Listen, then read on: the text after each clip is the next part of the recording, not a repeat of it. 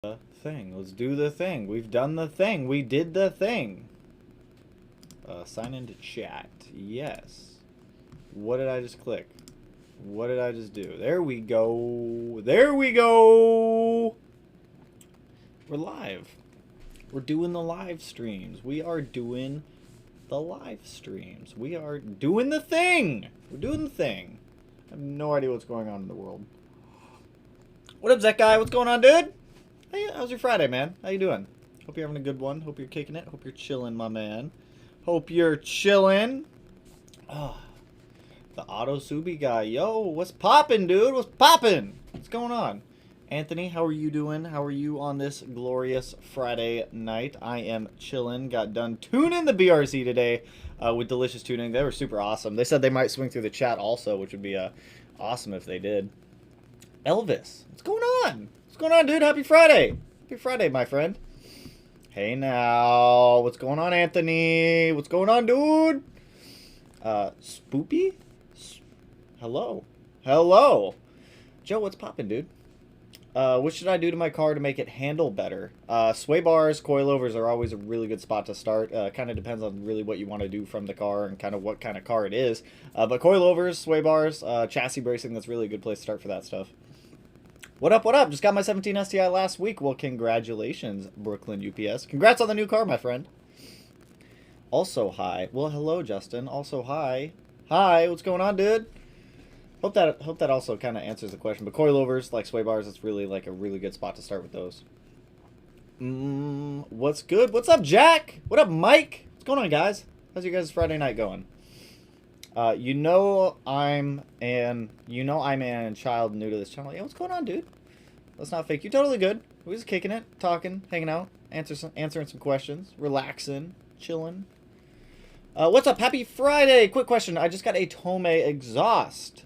Would it be better for me to go catless or catted for reliability? 100% catted in that instance, especially if you are still stock turbo with internal wastegate. If you swap over to a catless downpipe, you're really opening up the exhaust flow, and it's going to flow a lot better.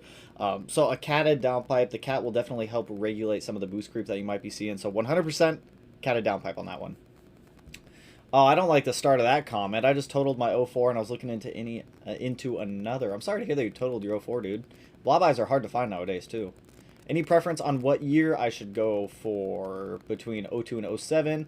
Also, any good car cities to look, or car sites to look for another one. So typically whenever it comes to any like cars that I'm buying online, or if I'm specifically looking for a certain car, Auto Trader is one that I typically go to all the time just because it gives like a variable in pricing. I can open it up the entire United States. I know some people use like Auto Tempest and some of these other ones, but for the most part I just kind of stick with Auto Trader. Haven't had any issues with it so far, and it's been pretty good at finding me whatever I'm looking for. If I were you, depending on what your budget is, if you're looking for an STI, I would either get 05 or 07. If you're looking at a WRX,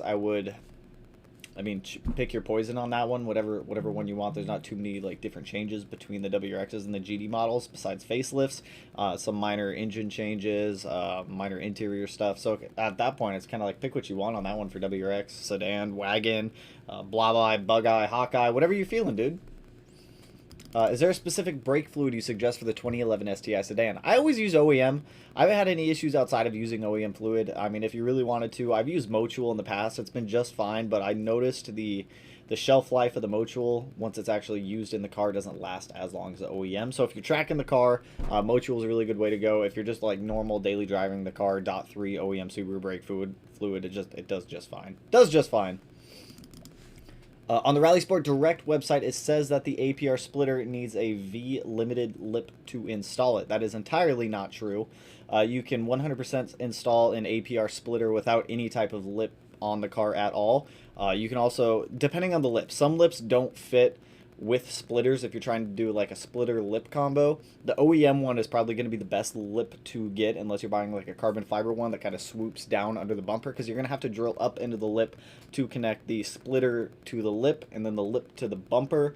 I do highly suggest chassis mounting the splitter if you are looking at doing it, but 100% you don't need a lip to install a splitter. You can 100% do it just by installing it to the bumper if you really wanted to. What engine parts can I powder coat on my 18 WX? Literally anything that's aluminum, steel, any type of metal that can resist up to 450 degrees Fahrenheit, which is pretty much all of them. You're going to have to either sandblast them, clean them very well. If they already have a coating on there, then you're going to have to sandblast them or media blast them. But anything metallic, anything metal, essentially, as long as it'll withstand 450 degrees in an oven, and you have an oven big enough to powder coat it, you're solid. Early question, here we go. How hard is it to install a big Wang? Thinking of doing the Battle Arrow on the FA. So I installed the APR Wang on the STI, that was a while ago. That was like a year and a half ago, I think. It was like a year and a half ago. It's pretty simple to install a wing. It's pretty straightforward. The wing mounts, or the base plates, at least for the APR one, used the OEM STI wing holes with the addition of having to drill one more hole. But for the most part, it's pretty simple and pretty straightforward whenever it comes to installing a wing. I can't speak too much on the Battle Arrow wing because I haven't installed a Battle Arrow wing before, so I'm not entirely sure. But I do see them chassis mounted down to like the bumper, and then they come up. People got to cut like holes in the bumper, the backside of the bumper for it, and it works pretty well. Yo, what up, Fox? How you doing, dude? What's going on, Fox? Any updates on the Beatles stuff? Any good updates? Can I put a song on? Not one that wouldn't be copyrighted, but I will definitely look into that for the next one if you guys want some background music next time. What's good, Xavier? How you doing, dude? What tire pressure do I run in the STI? Right now, I think the tires in the STI are a little bit low just because it's been sitting for so long. But typically, I shoot for around like 35 to 37 PSI. As long as it's in that range, I'm pretty fine with it. We just checked Melanie's tire pressure yesterday or the day before. We kind of shot for the same thing, but around like 35 to 37. Typically, like 36 plus or minus like 3 PSI is what I would shoot for. But I mean, each tire is going to have its own ratings. If you don't know what ratings to put for tire pressure in your tire, it says it on the tire itself, so that way, and it's sometimes on like the cabin inside. Like if you open your driver door, there's like that big sticker right there. It should say it right there also. Do side skirts help with balance out the APR GTC trainer wing? Side skirts, not necessarily, no. If you're trying to balance out the wing, I would look at getting some canards and a front splitter and probably a rear diffuser also. That should help balance out the arrow a little bit from the wing, so that way you're not just running a massive Wang. Something that I did notice though when I threw my APR Wang on the STI a long time ago is that it felt more planted, but since I was on air suspension, it was really weird. The air suspension tried to compensate for the downforce that the wing was creating, so the air suspension would always try to like bump up in the rear. It was really weird. Took your advice on sourcing a used USDM EJ255. It has low compression. Should I just tear it apart and forge it, or should I go with a new short block? Depends on how much power you want. Currently have single cam FOS. Depends on how much power that you want to get out of the motor. I mean, end result, the cheapest way, easiest way to do it would be tear it apart, re-hone the engine, polish and nitrate the crankshaft. Probably while you're in there, you might as well do new connecting rods, new pistons, new piston seals, ring gaps, all the fun stuff in there. Resurface the heads, resurface the block, new head gasket, throw it back in, good to go. But if you wanted to fully forge the internals, I mean, that really depends on how much power you want to make. It's not just the short block that's going to have to hold power. If you're trying to make power also, you have to think about like the head work also, because you're going to have to do valves, valve springs, retainers, sometimes a port and polish on the head. So really it comes down to how much power you want to make. If you're on a budget and you're just looking to get it running, I would definitely just rebuild it, get it thrown back in the car and go from there. But if you're looking to make like decently more power than the stock block would be able to handle if you were to just rebuild it, then by all means, forged internals, clean everything up, throw on some new pistons, some new rods, the whole kit and caboodle, the whole shebang. Tyler, what's going on, dude? What's up? I checked out a 2019 STI yesterday. Hoping to trade out the WRX within a few months. Ooh, keep me posted on that, my man. Keep me posted on that. I'm definitely curious. Yo, I'm a little behind in comments already, but what do you guys think of the new BRZ stuff that Subaru has released thus far? I think the rest of it comes out on the 18th of November. I've got it written up on the whiteboard. Totally going to make a whole video about it, as you guys would imagine. But kind of curious about, like, what do you guys think of the new BRZ from what you have seen from what Subaru released about it? Definitely anticipating and curious to see what the new BRZ actually has in store for us. Xavier, hey bro, do I need a tune for my... do I need to weld my stock turbo if I'm running an external wastegate and up pipe? So... some people do weld the internal wastegates shut. That's definitely an option if you wanted to do that. You can also get they have an internal wastegate bracket that essentially removes the actuator off of the turbo, and it's a bracket that just keeps the wastegate shut all the time. It's about $20 or so. It's much cheaper and a lot easier, in my opinion, than welding. A lot of people don't have access to a welder at home, or they don't know welders or anything like that. So if you have access to get it welded, by all means, it's a very good option. It's 100% going to keep that wastegate shut all the time. But the cheaper, easier alternative is just to get the bracket. A lot of people use the brackets, no problem with them at all. Can wheels be fixed by mechanic damage around the lug nuts with a couple deep grooves? I've seen people put like JB Weld. As weird as it sounds, I've seen people put JB Weld in like wheel cracks like you're talking about around like lug nuts, sand them down, refinish them, and you can't even tell it's there. I've seen people do it. If you don't mind doing the extra labor and filling them in yourself and either spray painting them, plastic dipping them, powder coating them, whatever route you're going to go to refinish the wheels is definitely a good way to do it. I'm really conflicted on getting a 15 plus WRX STI or... 15 plus WRX or STI. So a lot of people ask me this question: should they get a WRX? Should they get an STI? Well, there's two different types of WRXs that you should consider if you are looking at getting a WRX. If you're looking at only the 15 plus, you have the FA20 or you have the EJ257.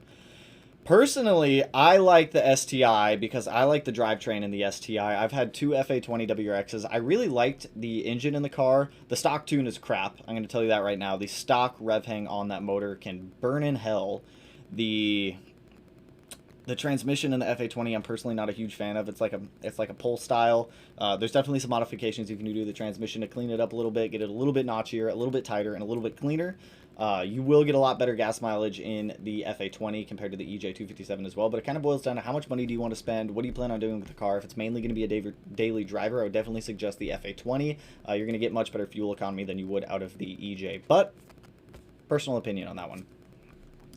Lyrics Nation, in addition to looking for my previous question of looking for another 02 to 07 WRX, should I be concerned at a certain mileage? Where should I limit myself? So whenever it comes, and how many miles something. All right, so whenever it comes to buying used WRXs or used STIs, the cap that I always set for myself whenever it comes to mileage, especially on GD chassis, is 120,000 miles. So personally, I won't buy one that has more than 120,000 miles on it. I already know I'm going to go through the entire car. I'm going to remodify the car if it's already modified, or if it's stock, I'm 100% going to modify the car. So a lot of the used components in there that have either lived their life or need to be swapped out anyways, I already know I'm going to end up swapping them out. If you plan on keeping the car stock, obviously lower mileage the better, but 120,000 is really where I cap myself. If you are buying one that's over 100,000 miles or just over 100,000 miles, 100% make sure you guys are getting the service records for these cars. The timing belt, water pump, if you're not doing the service yourself, it can be very expensive at Subaru. I've seen people charge $1,500, $2,000, $800. The price range like widely varies from dealership to dealership, but it's an expensive service. So if you're not going to be doing it yourself, or if it hasn't already been done, definitely talk to a dealer, because a lot of the times they'll work that into the deal of the car. If you're buying it from a dealer, if it's at like 99,000 miles, you'll be like, hey, I'll pay for the car, but as a WEO on the car, I want the timing belt, water pump, all that stuff changed too. So just make sure you're getting that knocked out, but 120,000 miles. Whoa, thank God I didn't miss this one. What up, Savvy the Gamer Dude? Does Delicious Tuning E-Tune in 18 WRX EV2? They do E-Tune FA20s, EJ257s. I was actually talking with Delicious Tuning pretty much all day. Like, we finished the tune around like 1 p.m. today. You guys will see the entire like phase 2 of the BRZ tune process on Sunday. But I was talking to Bill down at Delicious Tuning all day. There's such, like, I haven't had like very good transparency with a lot of shops in the past. Delicious Tuning is one of the ones that I've had just like incredible transparency with. They're quick to respond to emails. They're pretty good about getting your tunes back like as soon as like they get time to. So I mean, 100%, like if you guys are considering getting an e-tune, Delicious Tuning is probably going to be my recommendation for you guys considering it for BRZ, FRS, WRX, STI. They do a lot of them. They're very good at what they do. The BRZ is running the happiest I have ever seen it, and it is an entirely different car now that's got a new tune on it. So it's awesome. They're awesome. But yes, they do tune those. Is this a car channel? If it is, you should play a game. Tonight I'm not doing any of that stuff. I've been debating setting up like a Twitch stream, if anyone would be interested in that. I've been contemplating the idea. Don't know if anyone would watch it or not, but it's an idea I've been playing with. But tonight it's kind of just kicking it, Q&A, answering some of your guys' questions, hanging out. Media, what's up? What up, Bortforts? What up, dude? Are you on Twitch? Oh, actually, look at that. I didn't... Woo! Just noticed that. Are you on Twitch and YouTube? I'm not seeing these questions. So, I have a Twitch account. I just made one the other day to watch my buddy stream.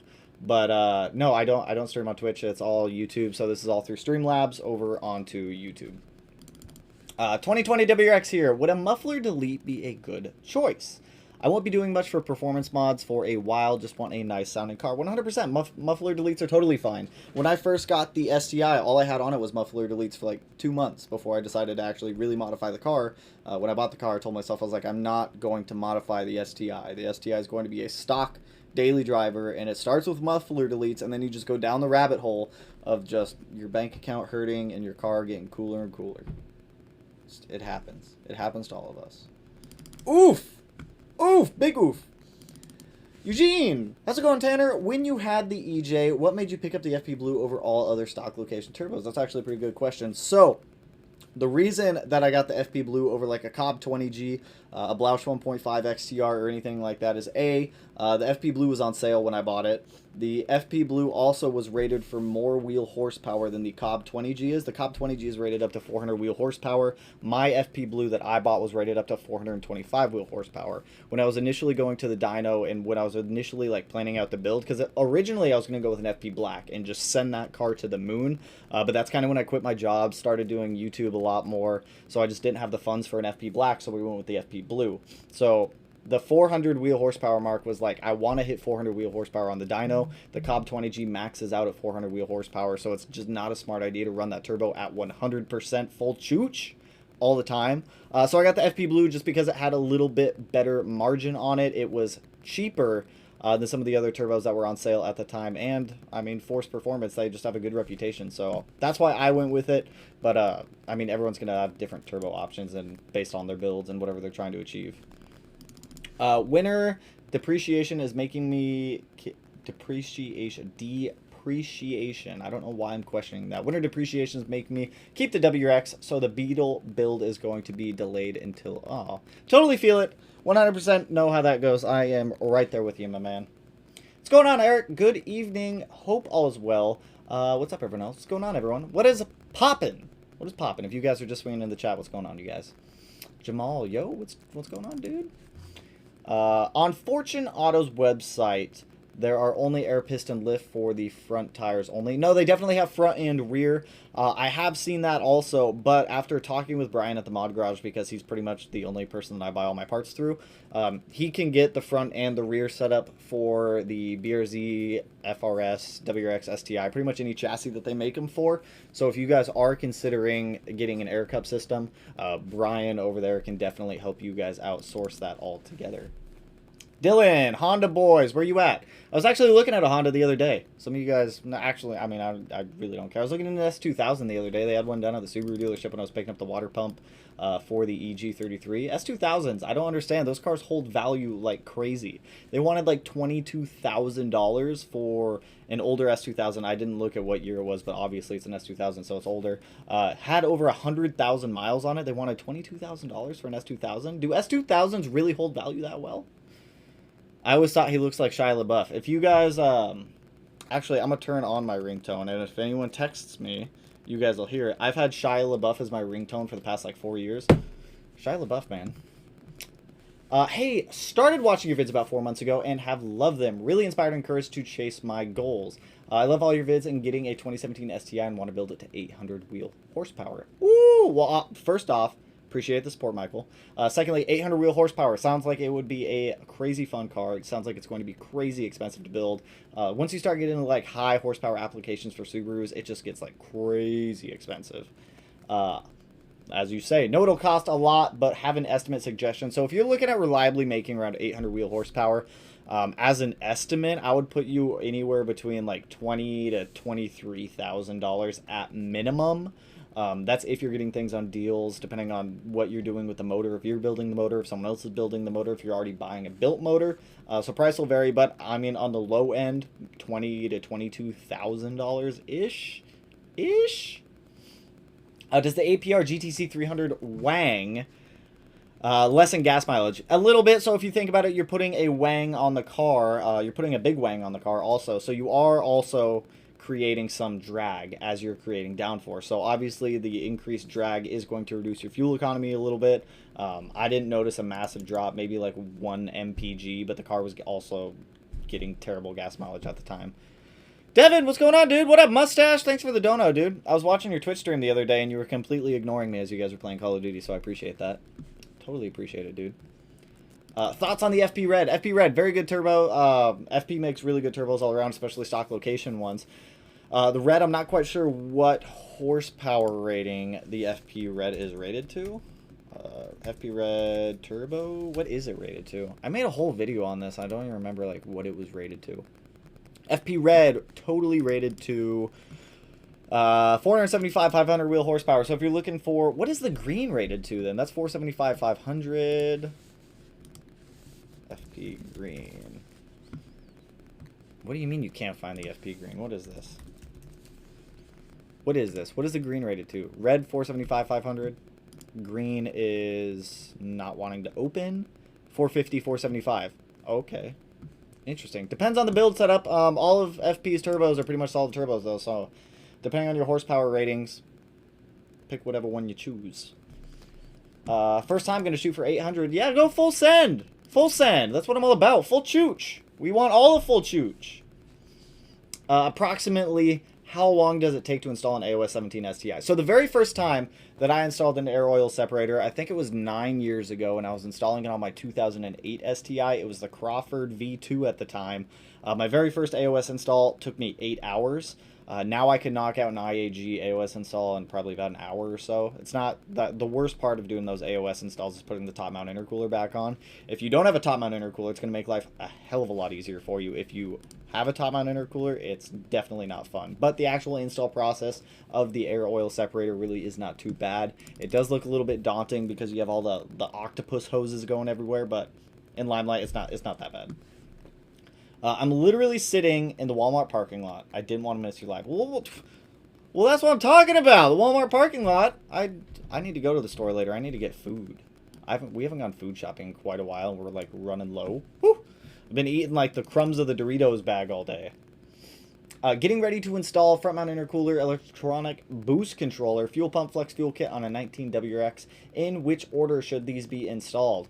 To be honest, throw them all on at the same time, get a base map on the car, and then go drive to your Pro Tune or get your E-Tune. You shouldn't install one at a time. The only one of those modifications you can get away with installing and not need a tune for is going to be your fuel pump. Absolutely everything else is going to need a tune. So it doesn't really matter what order you install it. If it was me doing it, I would do it in the order of fuel pump, intercooler, boost controller, and then flex fuel in that order. Yo, Tyler, appreciate the dono as always, man. Definitely will. I'm going next Monday. I always said I don't need it. Yeah, right. Dude, that's how it starts. Another 99 cents from you, Devin. I appreciate it, my man. I appreciate the donos, you guys. They warm my heart. All goes back into the channel. Definitely helps out. My friend wants to buy a BRZ. What's a good price range for a condition? So, BRZs. Auto Trader. I bought my 14 BRZ for, I think it was like 14. No, mine's a 13 BRZ, and I think I bought it for like $14,000 ish out the door. I think. Why is my zip code reading all funny? 98374. Invalid zip? What do you mean that's an invalid zip? That's my zip code. Filter. Where's the year? Where's the year? Where are they hiding the year on me? Year right there. Boop. So if you're looking, I would look at like 2015. That's minimum year. I would look at like 2013 up to like I would say it's 2017. See results. What do we got? 2013 right there. That's expensive. I don't know why, but for some reason I've noticed that the BRZ prices have been going up. Like same with FRS also. I don't know if it's because the new BRZ is coming out and these ones are like going away or they're just not making them anymore. I mean, I don't think they're that special though to where they validate raising the prices. But I bought my 2013. Where's a 2013? Show me a 2013 somewhere in here. 2013 right there. So this one has 36,000 miles. That's actually pretty good mileage for 2013. Mine was also a premium, so I bought mine with 20,000, less than that, like 15,000 more miles for $14,000. So I mean, you can definitely get them for a wide range. Definitely is going to depend on the year that you're looking at, but I would shoot for like $14,000 to like $17,000 depending on the year, the mileage, and the condition of the car. Outside of that, though, I mean, there's so many options. Yo, oh gee, bulging hemorrhoids. Appreciate the dono, dude. What cam and clutch would you recommend that would still be good for a daily driver? Currently have a 2013 WRX. Alright, so cam. If you're looking at cams, you have like Tomei Pong cams, Brian Crower. I've always considered running Brian Crower. They're pretty decent. The I believe they're 262s or 272s are pretty solid cams for daily driving. If you're looking for a solid clutch, the ACT Street Series clutch is a really good one that a lot of people use. Kind of depends on how much torque you're going to be shooting for with your car. I would not suggest anyone get the clutch that I got for the BRZ. I got the competition stage 3 clutch. It is sprung, and the daily drivability aspect of that clutch is just out the window. So if you are looking for a clutch, make sure you're getting a full face clutch that is at least sprung, and that'll keep the daily driving aspect of the clutch use within realm, where it's still going to be comfortable, it's still going to be fine to drive. As for the cams, I would run that one by your engine builder just to see how much power you're shooting for. You do mean cams, right? Cam like camshaft? I would run that one by your engine builder and your tuner to see what they suggest on that one. But typically I see a lot of people use Brian Crower and GSC whenever it comes to cams. I've seen a couple people use like Tomei Pong cams also. So there's a lot of options out there, but I would run that one just by your builder or tuner just to get their input on that one, since they're going to be tuning the car. Good evening, bro. Glad to see the BRZ is back up. The BRZ is such a happy camper. I actually have some surprises coming with that car. It's definitely going to be fun. It's going to be fun surprises. Fun stuff. I just blew my motor on my 04 WRX. What to do next? That one kind of depends. I actually made a video on that one like 2 weeks ago. So you blew your motor, now what? I would definitely give that video a check and kind of go from there. I mean, there's a lot of options you can do. You could JDM swap, USDM swap, pull the motor, rebuild it, throw it back in. So you got a plethora of like goodies there to kind of decide on. But I would definitely go check that video out. That should put you in the right direction. Bulging hemorrhoids. Yes, thanks, brother. Anytime, dude. Appreciate the dono, man. Savvy the Gamer, how reliable is an STI, especially with a Cobb Stage 3 kit on it? As long as you have a Pro Tune and the motor itself is healthy, it's going to be just fine. As long as you have the proper supporting mods, the engine is healthy, you have a Pro Tune on the car, you're golden. I would not trust an OTS tune on a Stage 3 setup. For those of you guys that don't know, a Stage 3 setup is essentially its entire fuel system, downpipe, turbo back, intake, a couple other minor bolt-ons. But for the most part, I would not trust that for a OTS tune. Nissan 400Z or Subaru BRZ for drifting? I'm biased on that one only because I have the BRZ and I know how the BRZ drives. I haven't driven a Nissan 400Z. The closest I can compare to a 400Z would be my old 350Z. I mean, that car drove awesome. The car drove incredibly awesome. It was definitely a heavier car than the BRZ was, but they're both fun cars. As for the 400Z, I don't know until I have the opportunity to drive one, or at least like check one out a little bit more. Why do you look like you are freezing? Dude, it was like 40 degrees in the house. It was freezing in here earlier. It was cold. What's the difference between a wagon and a hatchback? The D-pillar. Hatchbacks don't have a D-pillar. Let's do it this way.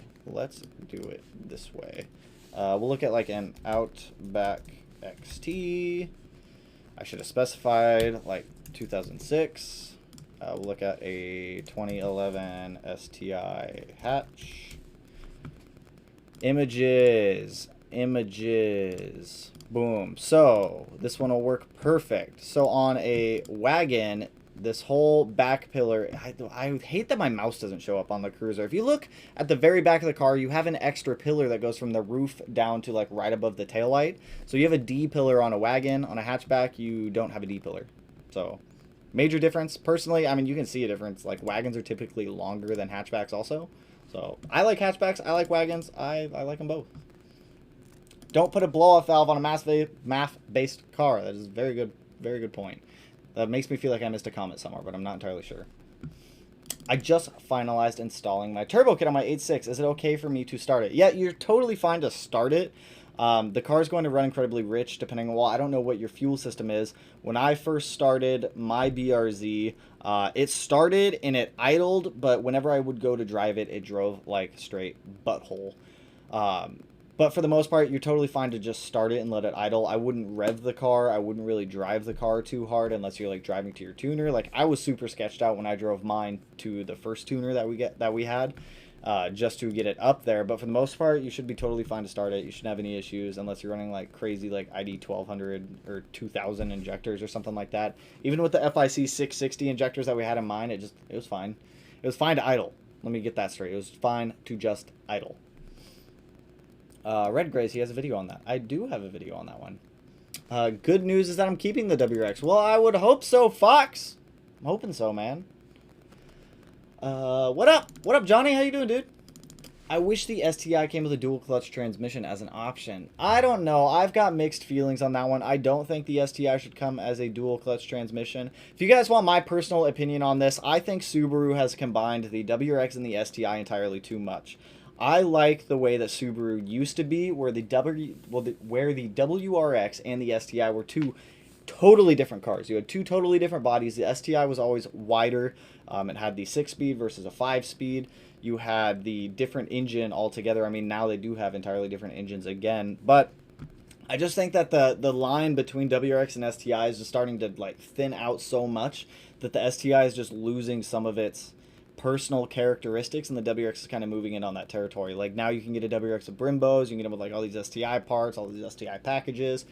I like the old days. I don't know why. I just liked it when the STI and the WRX were like more of separated cars. It was really cool to see like a long time ago Subaru where people would take their like blob eye WRX, they would do like all these like really cool STI conversion parts to it, and like seeing them build it that way. I don't know. Personal opinion on that one. Total personal opinion. My STI hatchbacks are usually shorter and higher, but wagons are usually longer and narrower. True. Watched latest video. So can you just add an external wastegate and be okay with a tune? When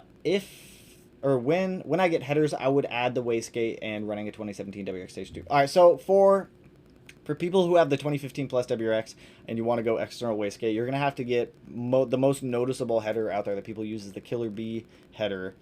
The Killer B header allows for two 38 tile millimeter external wastegates to be thrown on there, one for each scroll setting. But yes, with a tune, you're totally fine. You can use your stock turbo and still run external wastegate.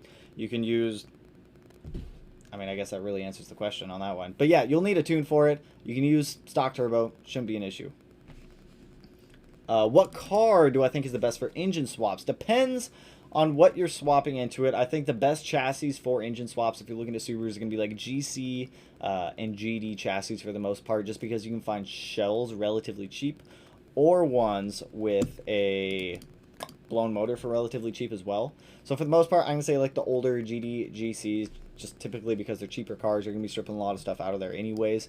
When it comes to swapping it, save yourself some money. Save yourself some money unless you want a specific body style. What up, Ghetto T-Rex? What's going on, dude? I've been wondering for a while now, and I'm not sure, is an ETS Extreme louder than a Tomei, or are they similar? So, I mean, they're similar.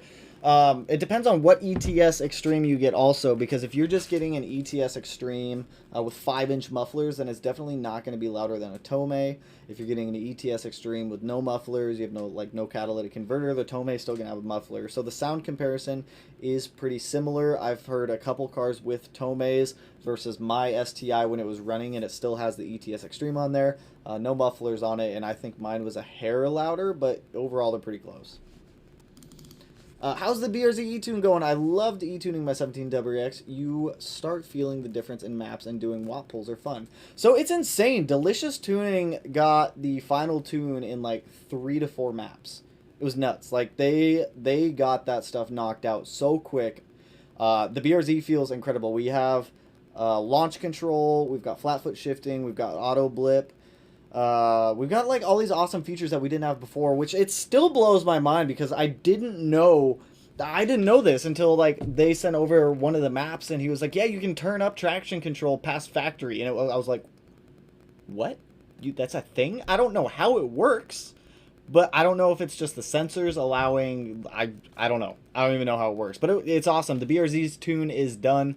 You guys will have that video on Sunday. I just got done shooting it today on this like mess of like 7 SD cards right here that I have to sift through. So it's awesome. Love it. Just pretty happy with it.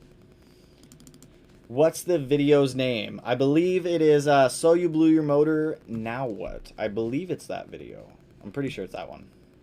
My daughter says you look like Justin Timberlake. That's actually not the first time I've gotten that, which is kind of weird.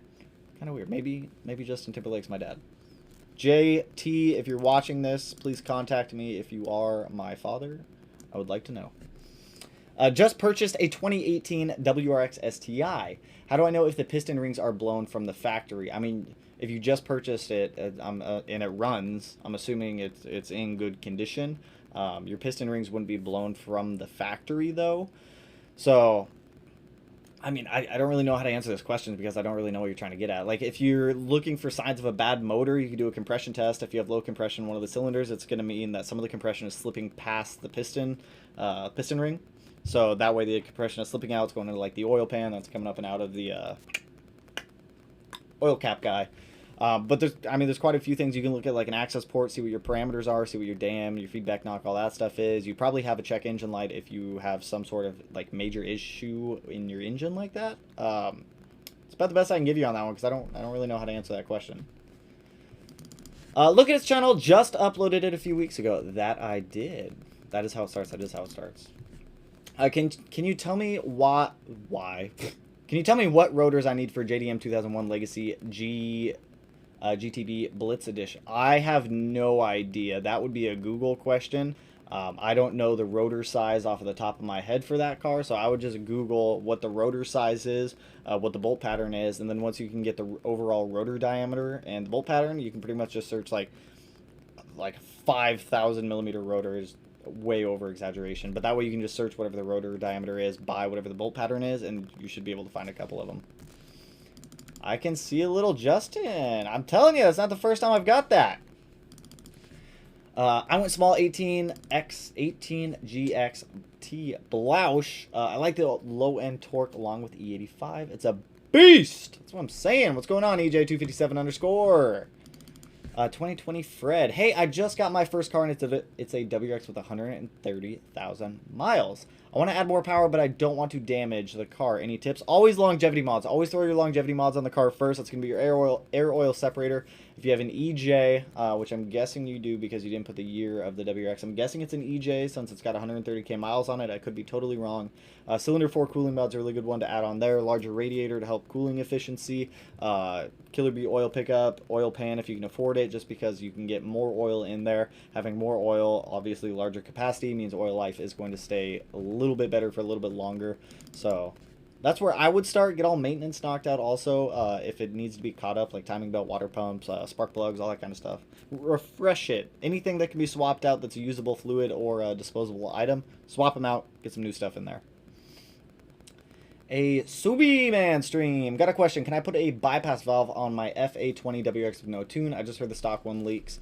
That is one part that you can throw on your car without a tune. You don't really need a tune for swapping out a bypass valve. They all do the same thing. They just recirculate the air in there. The major reason for swapping out a bypass valve to an aftermarket one is typically when you've exceeded the spring pressure inside of a stock one and it just won't hold the PSI that you're looking for anymore. So yeah, you're totally fine. You can swap on a different bypass valve if you want to. You don't need a tune for that one. Can't compare the Tomei and ETS. One is titanium single ingot. One is ETS stainless steel quad. True, but I mean you can like quantify decibel level between the two of them. I always thought he looked like a Shia LaBeouf. That's what I'm saying, man. Shia surprise. Tomei is my vote, though. Loud but no drone. No drone. That's what I'm saying. He looks like a gnome in a good way. What does that even mean? What does that even mean? What kind of gnomes look good? A gnome? Like a garden gnome? I don't even know what that means. I don't know if I should be offended by that. You're saying I look like this dude? If it'll load, I mean, that guy? Surprised garden elf statue peeing in the yard. Do you see the resemblance? I don't. I'm just playing. Tommy's my vote. We talked about that one. Subi Gnome. A Subi Gnome. I don't even know what that would look like. All Hondas hold value. Yeah, but those S2000s, man, they really hold value. They hold value like Evos. That's insane. I've still been looking for Evos. They're still hard to find. They're still expensive. How's the BRZ? We kind of touched on that one already. Thumbs up. That's what I'm talking about, Pyro. Get the hype going. That's what I'm talking about. If I have a stock 18WX, is it worth it to upgrade the fuel rails? No. Upgrade the fuel rails? No, you don't have fuel rails. You're an 18WX. So, 2015 plus WX. You don't have fuel rails. You have a high-pressure fuel pump. You have direct injectors, but you don't really have fuel rails, like traditional fuel rails. I mean, you have fuel line, but that's about it. But no. This Q&A is awesome. You're gonna miss it when you get real big. Dude, I'm always gonna do the live streams. Don't think the live streams are ever gonna disappear. Even if the channel grew to like some absurd amount, I'm always gonna do live streams. It's definitely gonna make things a lot more difficult to get back to like all of the comments. So I guess I'll just have to do them more frequent if everyone's down for that. Big Wang gang. I kind of miss my old Big Wang. I want to get an NVIDIA catless J-pipe, an NVIDIA Q300 for my 2011 WRX. Do I need a tune? For a J-pipe, you will... Wait, what? I want to get a NVIDIA catless J-pipe. You don't have a J... you have a downpipe? J-pipes are typically referred to the 2015 plus WRXs because of where the turbo sits, the J, because it looks like a J when it comes off the turbo going to the back of the car. For a turbo back exhaust, you will need a tune for that one. Dude, the chat in the corner when you send a donation. That's what I'm saying, the cat! The cat's awesome. I love the cat. Greetings. What's going on, Kiru? I think I got that one right. So the question is, should I start building the FAWRX for road course driving since I'm keeping it? I think it would make for some fun videos. I think so. Why not? Why not? That's what I'm talking about. Yeah, dude, just build it how you want it. If you want to build it for road course, by all means, build it for road course. Building a car for a road course is like an all-around awesome build because you can take it like it's freeway, no problem, daily driving, no problem, track, no problem, spirited driving, no problem. I like those types of builds. They're pretty. Oh, it got cut off. It says, "Wait, he isn't dead." Shy surprise. Have you guys seen the Shia LaBeouf musical? It's one of my favorites. I don't know why. It came out like years ago. If you guys haven't seen it, go watch the Shia LaBeouf musical. You'll love it. You'll 100% love it. If you just got a car with 130k miles on it, focus on maintaining and reliability. Always start with maintenance, and then after maintenance, go to reliability. What a big dog! What's going on, Sean? Is it true the JDM EJ208 TT has forged internals? JDM EJ208? 208. You got me tripping on that one because that one's not ringing a bell. EJ208 twin turbo. I don't think I've looked too much into this motor, so I cannot really answer this question. But that's why that is not a USDM motor. That's why I don't know too much about it. This is JDM only. Japan got all the good stuff. Look at where those heat shields are placed for the turbos. That would be a fun car. Maybe we should do something like that on the EG33 with the twin turbo setup. As for forged internals, I have no idea. I would check out a Google search on that one and see what other people have kind of checked out before. But off the top of my head, I have no idea. Whenever it comes to like the internals of a lot of JDM engines, unless it's like the 207, I don't have too much information on. Thanks for answering my question, dude. I'm broke, but here's $5, dude. Even 99 cents helps. I appreciate it, my man. Always appreciate the donos. I'm here to try to answer your guys' questions to the best of my ability that I can. But I always appreciate it, my man. Best location to purchase Subarus from 04 to 07. Are you talking about like geographically or like on the cat's back? I love the cat. Geographically, I mean, that's going to widely vary. If you're looking for things that have less rust, obviously, down south it's going to be a little bit better. But for like online looking, Auto Trader and Auto Tempest are pretty much the ones that I typically go to. 69 views. That's what I'm talking about. We're down to 64 now, but it's all right. The cable through the vent. The cable through the vent. I feel like... Oh, my goodness. I jumped right over it. So, honest, not so good. I could give more, but not going to be a downer. I got that silly Cobb pillar bracket. Are you kidding me? $70 for that stupid thing? LMFAO, it's nice, but so... $70 for it? The cable routed through the vent. That's ridiculous. $70 for that thing is too much, in my opinion. I use... for everyone, access port peeps, I'm going to show you the ticket item to the best access port holder. I always spell this wrong. CHO, Skosh, vent, mount. by all means, this little clip right here is... Oh, what do you mean, Rick? What do you mean you can't find it? Will it open that one on Amazon? 100%, this is the best access port holder I have ever used. Ever. I'm going to say ever. You just slide it into your vent. It's magnetic. You put the magnetic strip on the back of the access port, and it just holds just fine. And you cannot beat that price of 15 bucks for a pretty solid vent holder. So, I mean, if you guys are looking for a good access port holder, 100% look up this Scosche Mag V M2 Magic Mount. It's a vent mount. You can also get them from, like, Best Buy, Target, Walmart, if you didn't want to buy one on Amazon like that, too. Why don't you install a supercharger on a Subi? Subi go, wee! Wee! So I've debated it. When it came down to the BRZ, I definitely debated putting a supercharger on the car. But I know myself, and I know at some point I'm going to want a lot more power out of the car. And it's a lot easier. You can only go so small on a supercharger pulley. Yes, it'll give you a lot of linear power, but with a turbo application, all I have to do is either turn up the boost on the turbo or just take the turbo off and put a new one on. So, I mean, for me, turbos make a little bit more sense just because I know I like to turn up the boost, I like to make more power, and I like to push the cars farther. Superchargers are awesome options, though. I just prefer turbo setups. They're a little bit easier. They kind of future-proof myself, so that way I'm not buying a supercharger setup and then a turbo setup. But maybe one day we'll do a supercharger setup. It would be fun. It'd be fun. Everyone donate money so he can eat. I think Melanie's grocery shopping right now. I think she's getting us pizza. I'm not entirely sure.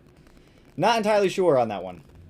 Is the Steam Speed STX 71R a good turbo for the FA20? They made on for the FA, and I heard good things about it. Yeah, so actually Steam Speed makes some pretty good turbos for the FA20, especially for the stock location coming directly off the header. My buddy, actually a couple of my buddies run the Steam Speed turbos. I don't know which model off the top of my head, but yes, Steam Speed, they're reliable, strong, good turbos. I think they're pretty reasonably priced too, where they're not like crazy expensive or anything like that. Emiliano, I'm sorry, man. I don't know Spanish. I don't want to skip over your comment. Like, I'm just not, like, I'm ignoring you, but I don't know Spanish. I just got back from a random car meet. We don't ever have those anymore up here. It's kind of sad. Hey, man, I was talking about my 2015 STI last week. I just got a large inheritance. I put 15K aside for parts. What turbo mods would you recommend? If you got 15K, where I would start is... Well, it depends on how much power you want to make also. If you have 15K set aside, is that just for engine parts? Is it for engine, suspension, brakes, like the whole kit and caboodle? If it is for the whole kit and caboodle, grab some brakes, upgrade your brakes a little bit, maybe some slotted rotors, some stronger pads, stainless steel brake lines. I would also do some bracing, such as like the rear diff brace, transmission, pitch stop engine mounts, if you don't mind doing those ones. A little bit of chassis bracing here and there. And then if you want to do the motor, I would definitely start with an access port, IAG air oil separator, a Cobb catted downpipe, basic fuel system if you're just looking to make some power, like ID 1050s with the Cobb fuel pressure regulator. Kind of depends on how much power you want to make and kind of where you want to go. Also depends on if you're doing like the whole kit and caboodle of the car or if you're just focusing on engine stuff. If you're just focusing on engine stuff, I would definitely suggest getting like an IAG short block. Building your heads a little bit. Head Games is a really good head builder when it comes to building heads, obviously. So it kind of comes down to what you want to do with the car, dude. Yeah, my FRS was like 16K. Yeah, they're not cheap, dude. They're going up in price. I noticed the BRZ prices have risen a lot. For real, they have like jumped up in price. I don't understand why. I don't know what's going on with the BRZ FRS market, but they're definitely starting to go up in price. For the first like 2-3 years that the FRS BRZ came out, they kind of like started going down in price. Like I remember seeing FRSs for sale for like $8,000-$9,000. Now they jumped back up to like $15,000 or $16,000. Not quite sure why. COVID is driving used prices of limited production cars up, but the BRZ FRS isn't really a limited production car though. That's the thing I don't understand. Now that wouldn't do well. That wouldn't do it. COVID would make less vehicles sell. Production is super low. I don't know. Yo, what's going on? CVZ Dub, what's going on, dude? Know any tuners in Oregon? I know a lot of tuners in Oregon. You have PRE, English Racing, Cobb, Surgeline. They're not Cobb anymore. Surgeline Tuning.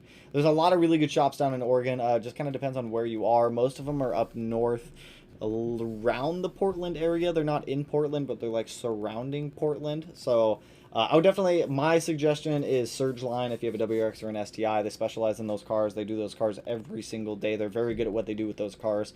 If you have something else, PRE is who's going to be tuning the STI when the time comes with the 6-cylinder swap in it. So it just kind of boils down to what car you have. But Surgeline is a very good tuner for the WRX and STI platform. At the gym, turning in while biking. I need to get back into the gym. I've been like, the whole like pandemic thing has made me so lazy with the gym. It's kind of, I used to go to the gym every single day. I haven't been to the gym in months. Hail family. Hail family. Not sure what that one means. I hear 0W40 is okay for the WRX. What's your thoughts? I mean, personally, I wouldn't run it. I would at least run like a 5W30, 5W40. But, I mean, I have seen people running 0W40. So the way that oil breaks down in grades is the first number is your cold weather protection. Second number is your hot weather protection. So depending on where you live, you can get away with running a 0W40, no problem. Other places, not entirely so much. Your oil is going to get pretty thin once it starts heating up, especially if you're in your like hotter areas. It could be an issue, but I personally wouldn't do it.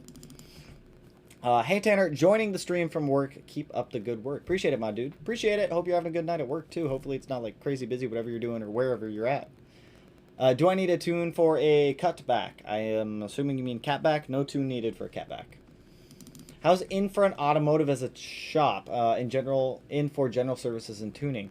So I tried to have In-Front tune one of my cars a couple of years ago. Ever since I talked to them, I just never went back there. So I never actually went to In-Front, but I called them to schedule a tune. They told me to email them. I emailed them, and I never got a response. So I followed up and emailed them, gave them a phone call. No one emailed me back. So outside of that, I have no experience with In-Front, mainly because they just wouldn't answer my emails. So I don't know. Matt had his Outback tuned to In-Front a couple years ago, and he said they did a good job. So from what Matt's told me, they're pretty okay. Is it hard to install a Cobb fuel line on a 2019 STI? It's not hard, but it's annoying because you got to pull the intake manifold off. You're obviously gonna have to swap the fuel rails also, because the Cobb fuel rails the AN lines on those obviously won't screw to your stock fuel rails. It's not hard. It's a little bit annoying. Hey Tanner, what is up? Just started an 11-hour shift. Woo!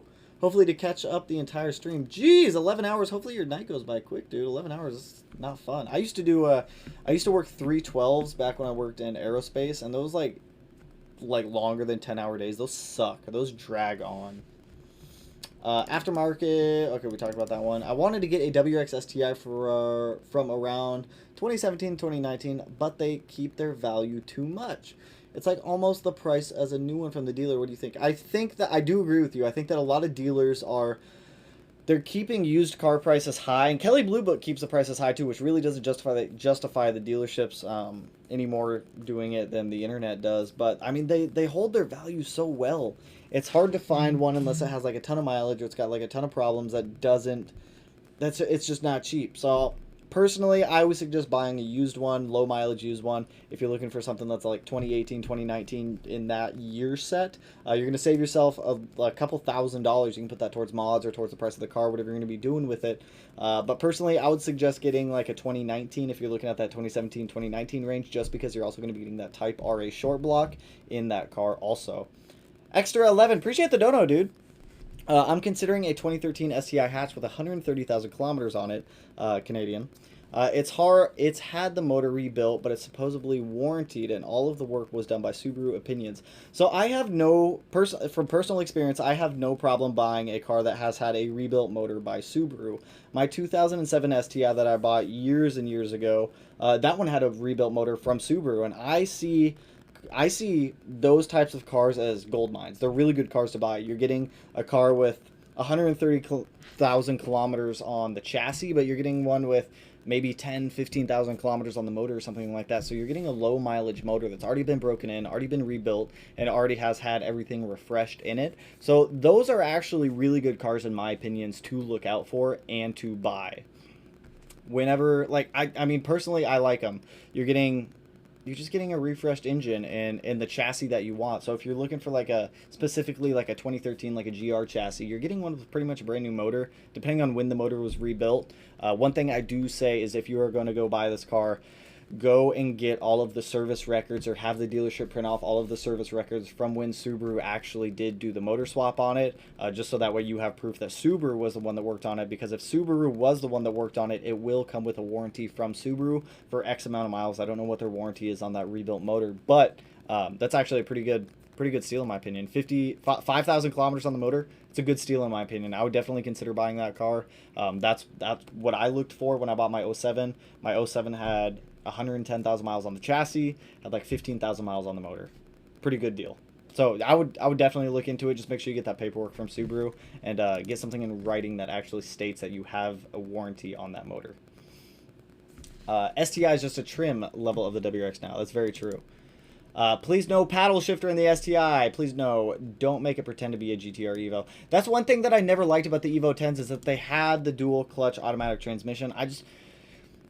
If I'm buying a sports car in that category or that realm, I want it to be as driver-centric as possible. And when you start taking away a manual gearbox, you start putting in paddle shifters, you start putting in like a dual clutch transmission, that kind of stuff, I feel like it pulls away from the purity a little bit of it being a driver-centric car. That's one thing that I love about the STI and the WRX and the BRZ, is that it is such a driver-centric car that when you start adding all these assists, all these computers, and all this other stuff, it kind of starts pulling away from it, and it doesn't make the car as fun to drive. I think that Subaru should make a Stinger motor. That way you won't worry about blowing it. True. Stinger motors are pretty stout engines. Yes, but you don't need that until you... Okay, that wasn't me. STI is just a trim level. It is. So, I mean, not... I don't know if it's still... Yeah, it still is. It still is. It's not an Impreza anymore, though, so at least they got that going. It's not. Is it or is it not? Is the STI trim level of the WRX? Let's go to Subaru. Let's just go to their website. Subaru? I totally missed that. Subaru. I want to build a Subaru. Why? Safari, what are you doing to me right now, dude? Can we go back? Okay, let's go build and price. Is this one going to work? This one's going to work. Let's see. Is the WRX... or is the STI a trim level? It is. The STI is a trim level of the WRX now. Can I scroll over? Or is it not? What is happening here? I want to click that. WRX Limited, WRX STI. There it is. It is 100% a trim level of the WRX. That mystery has been solved. Do I plan on Wi-Botting my BRZ? I do plan on Wi-Botting the BRZ, actually. I really want to do the Pandem V2 kit. I think it's the overall best-looking kit out there, but I don't want to pay the price of it. So if I could find like a high-quality rep that's like half the price, I would totally be down for that. And normally, I'm someone who doesn't cheap out on parts, but $4,000, $4,500 for a body kit, that's like pushing my bounds of what I'm like okay with spending on something. So I don't know. I do want to buy a wide body kit for the BRZ at some point. I just don't know what kit I'd look at. The Pandem V2 is the one that I've like always wanted. So we'll see. We'll see when the time comes. I totally just jumped in the chat again. Yo, Connor, appreciate the dono, my man. Definitely. God, dude, you guys ever get like a booger like super stuck like way up here in your nose and it's just like poking you? I'm not the only one. I know it all happens to us. Hey, you should message me and add me on Facebook. I added you. I will swing through. Normally, I don't. If you send me a message on Facebook, I'll swing through and look for it. But typically, I keep Facebook kind of for like personal friends and families kind of stuff. But if you send me a message, I'll definitely swing through and I'll look for those messages. And if you got something, I'll message you back. Hey, appreciate the dono again, Exter. Appreciate it, my man. Appreciate it. I like the 279 too. I like how it's an odd number. I like odd numbers. I like odd number. I'm an odd number type of person. Yo, I totally just lost where I was in the chat. I have no idea where I was. I had my comment highlighted, and it's totally disappeared now. Unless I'm like, wait, I'm not that far up. I know I'm not that far up.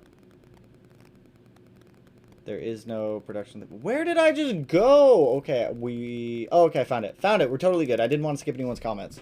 No way. WRX is a grocery getter. Shit gearbox and open diff. Wow, that was a little harsh. That was a little harsh. I mean, I disagree with that. I don't think it's totally bad. I liked my WRXs when I had them, especially my Bug Eye with the glass 5-speed transmission in it. I loved my Bug Eye. I love that thing. It was so fun to drive. My FA20 WRXs, I really liked the motor. I just didn't like the drivetrain in them. It was just, the gearbox itself wasn't bad. It was just loose and it wasn't tight enough for me. Like I like everything to be like notchy and tight, and I want to hear the transmission doing and everything. Yeah, I'm picky. As I stated, I totaled my 04 WRX, but I've been looking for another GD chassis to build. Okay, your videos have been super helpful, huge personal help to me, and I'll make sure to keep you posted. Appreciate everything you do. Anytime, my dude. Hopefully you're able to snag the GD chassis of your dreams. Hopefully you find the one that you've been looking for, or the right one. If you guys ever find your unicorn cars, don't let them go. I've let go too many of my unicorn cars in the past, and I always regret it. I see grandmas driving WRXs. I've never seen a grandma drive a WRX. Lil P80. Hey, Baker! What's going on, dude? Hey, Smee, Polk for life. Been here since single digits. Yeah, I know. Hopefully you're back out of there very soon. Lil P88 Youth Baker. I'm just going to call him Baker. Baker used to be my squad leader when I was in the Army, when I was down in Fort Polk. Then he went out to Hawaii, and now he's back at Fort Polk again. So for all the military folk that are in here also, you know the legends of Fort Polk and the not so much funness of them. But appreciate the dono, dude. Hope you've been doing all right. Hopefully Fort Polk is treating you all right also. I do not miss that place at all. Do both, but I like heat wrap if you do it right. Oh, yo, I want the new STI coming. You want it? Like 100% you're set on it? We don't even have specs on it yet. All we know is it will most likely have the FA24 and it looks a little bit different. Could you do a Tome resonator delete? I don't think the Tome comes with a resonator. I'm pretty sure it just comes with a muffler. But you could delete the muffler if you wanted to. But welding on titanium, it's not going to be cheap. Finding a titanium, I mean, you just make a titanium tip from that also. But yeah, you could definitely delete the muffler if you really wanted to. What year car are you... That one's not me. Is it true that 2019 STI and up, their engine isn't really easy to blow?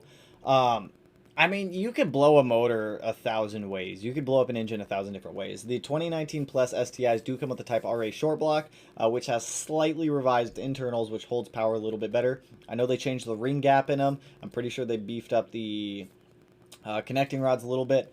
I've seen people making 500 plus on the Type RA short blocks pretty reliably. I know there's people on a quest to push the Type RA short block as far as they can, but yes, the 2019s do hold power a lot better than previous years do. By the way, Jay is getting married next year. Crazy times. Is Jay still in Las Vegas? Good for her though. Congrats to her on getting married. Hey mate, is it worth doing a 400 horsepower engine build on a stage 2 FA20 WRX or sell it and go STI? So to be honest, you're probably going to spend less money getting a FA20 to 400 wheel horsepower than you would on an EJ257 reliably. Also, if you already have modifications put into the FA20 WRX, I would say build that FA20 WRX. I've seen some FA20s make some serious power on stock block, but like I've said in the past, I've also seen some of them blow like extremely early, so could go either way. Kind of depends on what you want out of the car. The FA20 is going to respond entirely different than an EJ would. Mark, appreciate the dono, dude.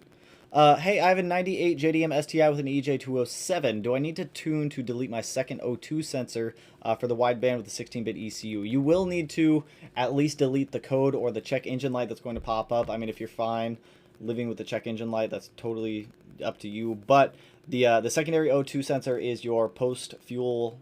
It's your post O2 sensor. So you have your O2 sensors reading from two different spots. You have one in the header. You typically have one in the downpipe. The one in the header is going to read your pre-AFRs before going into the turbo. The secondary one is going to read post-AFRs coming out of the turbo. That was just to let the ECU know what's going on, to make a little bit more corrections. If you really wanted to, you can delete the secondary O2 sensor, but you will need to make some altercations to the ECU to be able to adjust and compensate for that. But totally good to do it. Just make sure you are doing the correct adjustments, and you should be totally good, dude. Also, once again, appreciate the dono, guys. You guys are killing it tonight.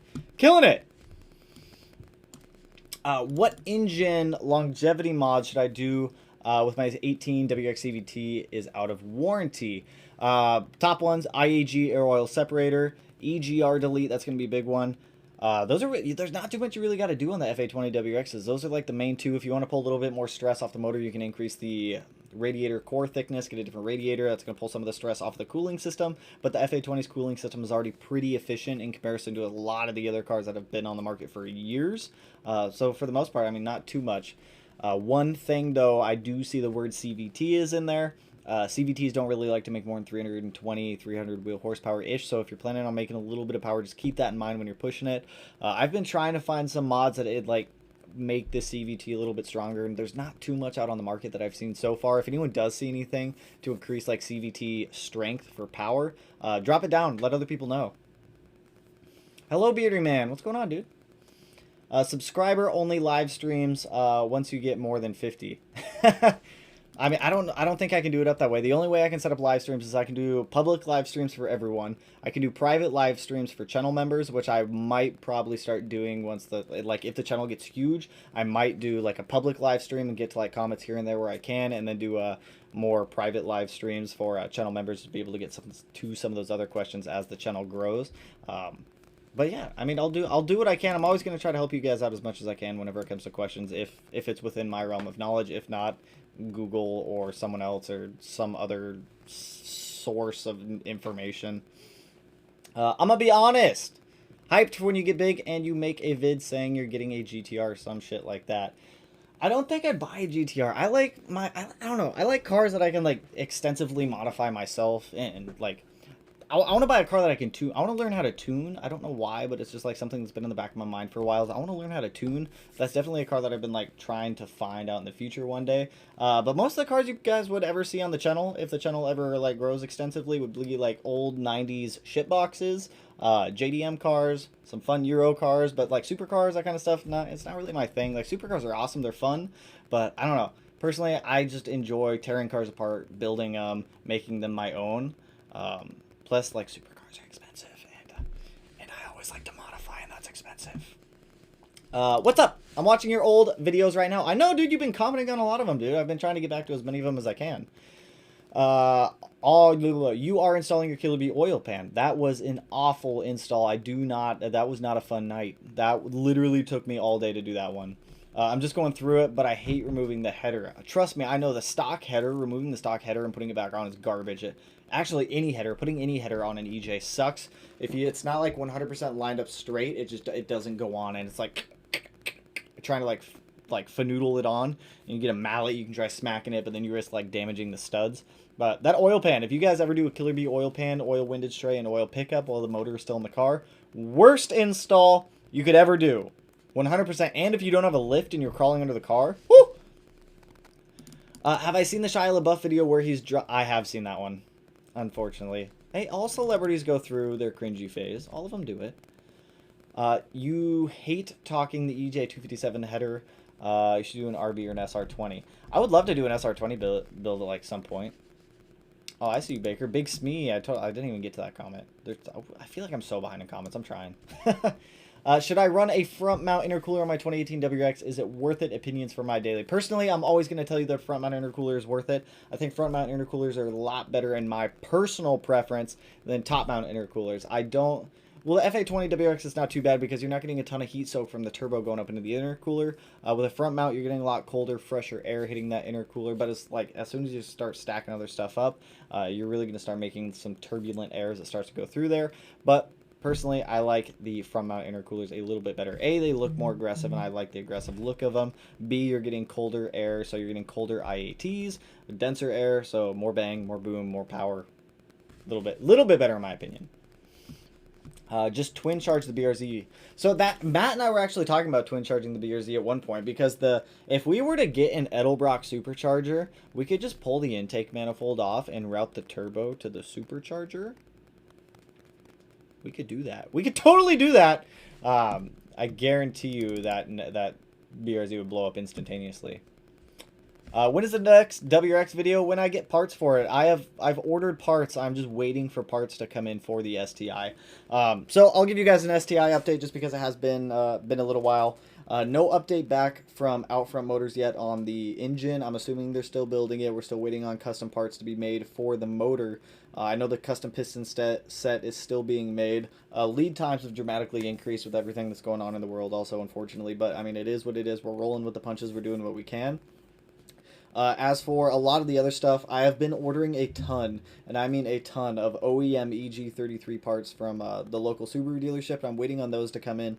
I had to buy complete new timing belt covers, water pump. I need a timing belt that I still need to order. There's so many OEM parts that I'm still buying. I'm buying like all new hardware for everything, all new studs for everything. So a lot of the parts that I'm buying for the STI build right now are OEM parts that we're going to be needing as soon as we get the motor in. So I'm trying to knock out like all of these smaller bits, so that way once the motor's here, we can put it on an engine stand, we can get the timing set up on there, we can set timing, we can get the clutch installed, drop it in the car, and just keep progressing forward. Because I know at some point a lot of these smaller parts of doing the EG33 swap, it's just going to like eat up time if I'm waiting on bolts, hardware, studs to come in. So a lot of the stuff right now is just being smaller bits that are coming in. So next big ticket purchase item is going to be the ECU for the STI at some point after I get like the timing belt, the timing setup, all these other OEM parts ordered. A lot of them are hard to find too because they're discontinued parts.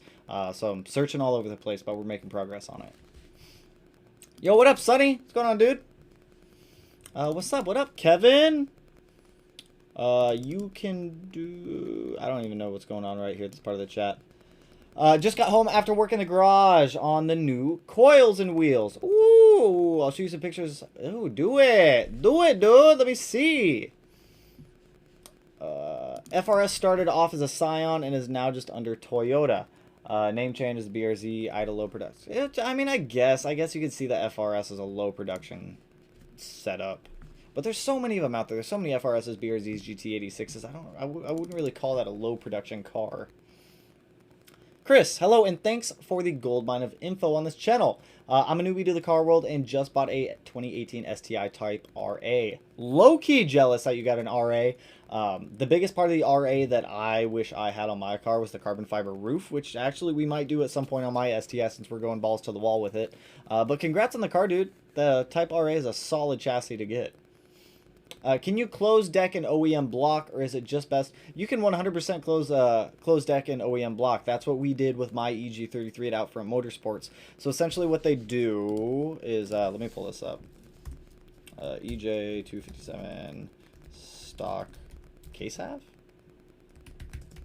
Case halves. We'll do it like that. Where are we at here? Let's go images. I just want to look at images. So if you look at it, so you can see the cooling jackets in between the cylinders on this OEM short block. What they do is they make inserts and they press them in, they mill the machine, they do like all this crazy machine work to close deck the block, and then they make just smaller coolant jackets on the surface of it, and it just really strengthens the cylinders. You can definitely do a closed deck, so you can essentially turn that right there into something similar to that. A lot of shops that I've seen charge around $1,000 to close deck and block, so it's not like crazy expensive. That is just for the closed decking process, unfortunately. But you can see it on this block actually. If you look like super close, you can see the color difference between where the short block, like the OEM short block is, and where the material was pressed in and milled out for the coolant jackets. This is actually an Outfront Motorsports block, so they're the ones who are building my EG, but you can definitely close deck an OEM block. Just depends on how much money you want to spend doing it, but it's definitely a possibility. A lot of people do it actually. Did you get 15K total coming from a 40-year-old middle-aged man, depending on your age?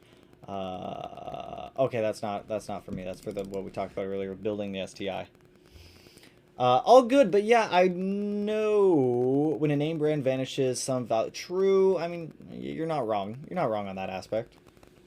My question to you, with all of your experiences, how reliable is a stage 2 tune with fuel injectors, fuel regulator? So at that point, you're pretty much looking at a stage 3-ish is what Cobb calls it. If you're going to be doing injectors and fuel rails, did you say fuel rails? No, you said fuel regulator. So I mean, I guess I'd call that like a 2.5, like a stage 2.5, somewhere in that range. But as long as you have a Pro Tune, it's totally reliable. You shouldn't have any issues with it at all. I would definitely add like a air oil separator into that mix a little bit, just to keep that oil vapor from going back into the intake tract and denaturing your fuel a little bit in the combustion cycle.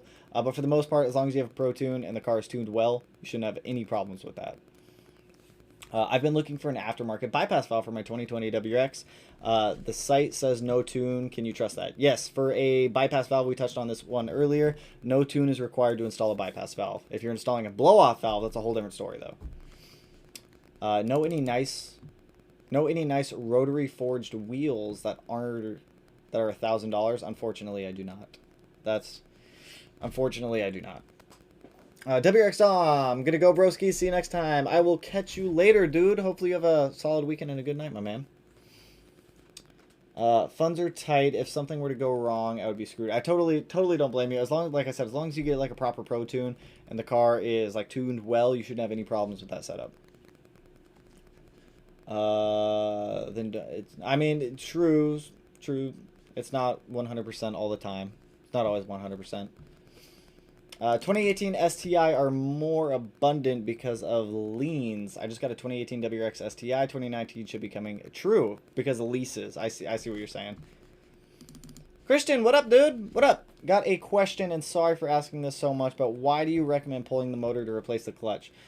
Also, the service station I work at quoted $700 for labor on a clutch. $700 for labor on a clutch actually isn't too bad, but so from my experience and from the tools that I have here in the garage, I did the clutch on the BRZ by jacking it all up, pulling the transmission off, and doing it that way. I don't like doing it that way on WRXs and STIs. So with WRXs and STIs, you have to pull out the front half shafts and with everything else from the drive shaft. Well, I guess just the drive shaft, the shifter assembly, but I find it a lot easier. I have an engine hoist. I don't have a lift, and it makes it very difficult to get a transmission in and out of the car when all you have is jack stands. It's very doable. I have done it, but it's just a huge pain to do. Pulling the motor out of the car, in my opinion, is a lot easier to get to the clutch and change it. Typically, I can do that in a day if I'm dropping the transmission and having to realign the transmission, get everything back in. It's just a huge pain. Huge pain. When we go to install the EG33 into the STI, I'll cover it a little bit more in detail while I have the transmission and the motor, well, the transmissions of the car, which is what we want. But when we go to put the motor in the car, I'll show you, I'll give a little bit more like detail as to why. But it's just a lot easier to do when you're in like a garage setting like most of us are. I totally jumped in the chat again. I hate when it does that. Hey man, I live in Colorado, by the way. What's going on, dude? STI trans is heavy. It is also incredibly heavy. That is also a good point. If you have a lift, pulling the trans might make sense. Like, it's exactly what I was saying. I don't have a lift. I have jack stands, and it sucks.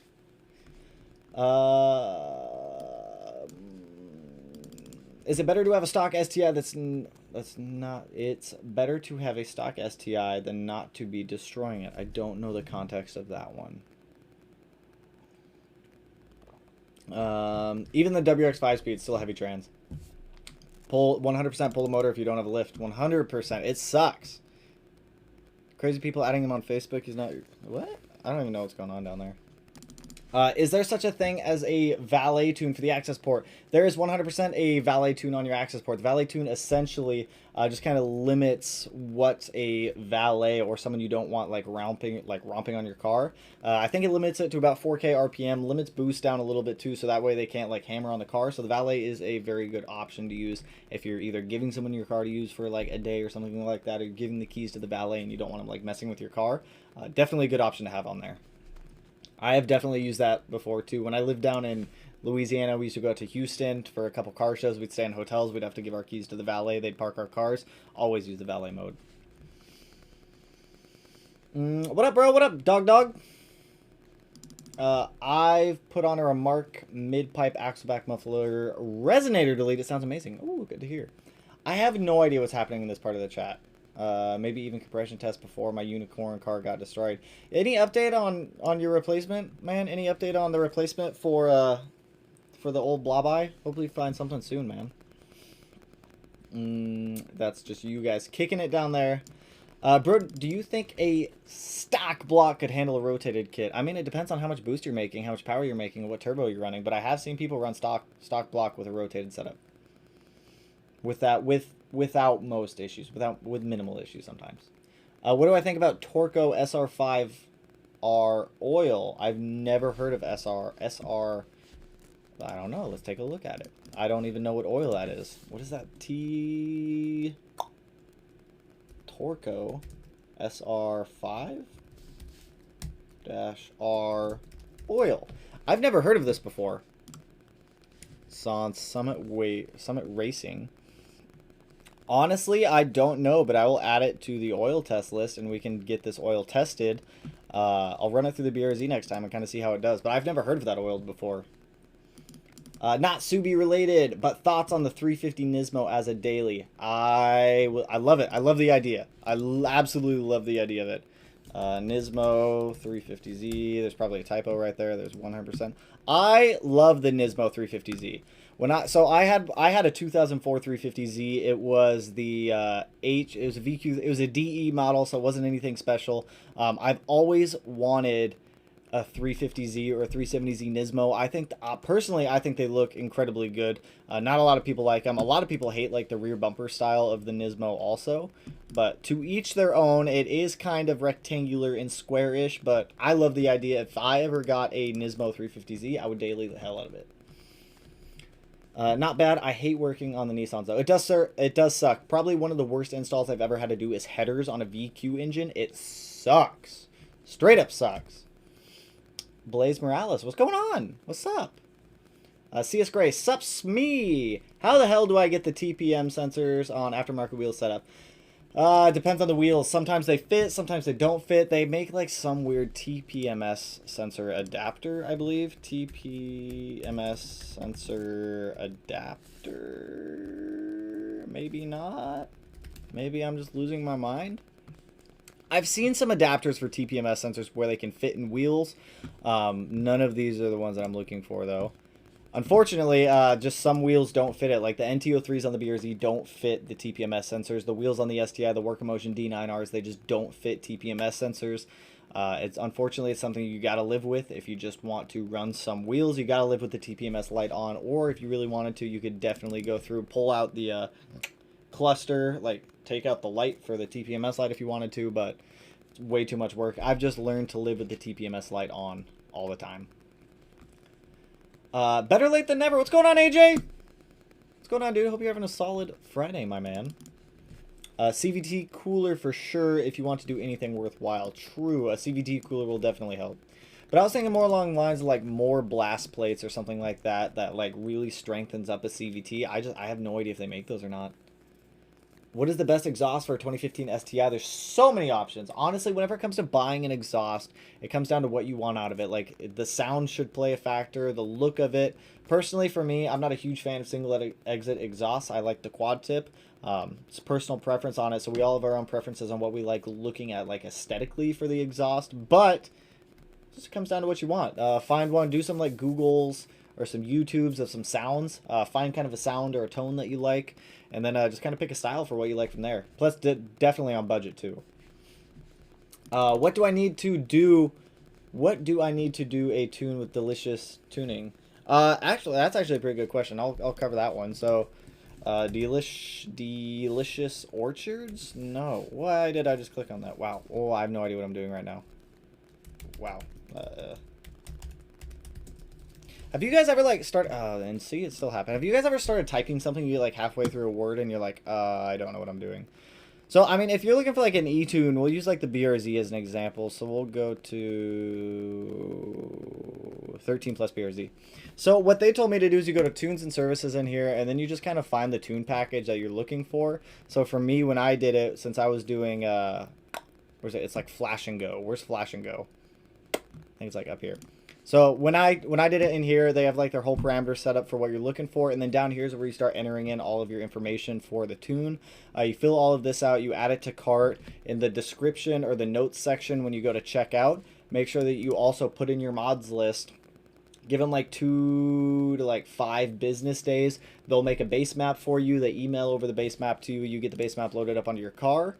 And then from there, you're pretty much good to go to start e-tuning. They'll set up a tune date for you, so you have like 1 day where you go in and start tuning, and then outside of that, you're pretty much solid. Like, you'll go back and forth a couple times in a day. If you don't finish the tune in 1 day, they'll reschedule it for another day, but they get it knocked out pretty quick.